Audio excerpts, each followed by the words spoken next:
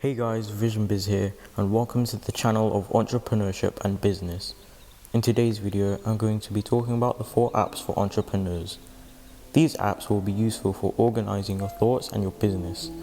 By the way, the apps mentioned are not in order, so bear that in mind. So, on number 4 we have the app Mint.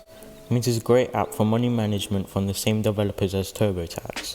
The main thing that Mint does is bring all of your financial accounts into one, whether it be your checkings account, your savings account, all of that. It also shows your debt and bills to pay. It also lets you create personalized budgets and do much more with cool features, all for free. On number 3, we have an app called Evernote. Evernote is basically a digital notebook that is just full of great features such as connecting documents, files, pictures, reminders, and it really just helps organizing thoughts. Even if you're not an entrepreneur, Evernote is perfect for your daily use. On number 2, we have an app called MailChimp. MailChimp is a marketing app which helps you market smarter and grow your business faster to become more successful. This is an app which lets you really analyze your business's growth and numbers. MailChimp is best known for its email marketing campaigns, so if you have a website and you're building it on an email list, MailChimp is the perfect app for you.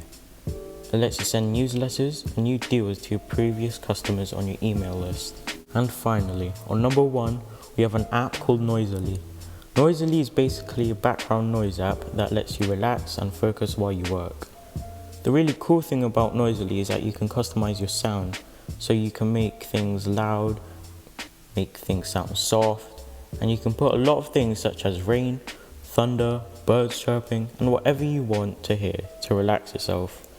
It might seem as a laugh, but try it out to relax yourself. And get in the zone while working. So, that's the end of the video. Don't forget to subscribe with the notification bell. And like and comment down below what you think about this.